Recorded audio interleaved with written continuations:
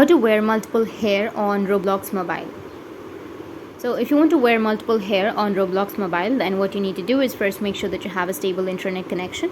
Once you have an internet connection, now if you want to wear multiple hair on your Roblox mobile, then you can't do that from your application. So what you need to do is just go with your browser. So open up any browser that you're comfortable with and search for Roblox and make sure that you've logged into your account. So go with the login page and log into your account. After signing in, you can go with continue in browser, which is on the bottom. Now from here, you need to go with the top right, which has that 3 dots, and then go with desktop site. Once you're on your desktop site, now you just need simply go with your settings, which is on the top right, and here you may have an avatar option, or you can also go with the upper left, which has that 3 horizontal lines, and then tap on avatar. Now once you're here, if you want to wear multiple hair accessories, then you can go with the accessories section, and under that you will have hair, or go with head and body, and under head and body you will have accessories, tap on hair, and here as you can see that I have 2 hairs. So you just need simply select the hairs that you would like to add,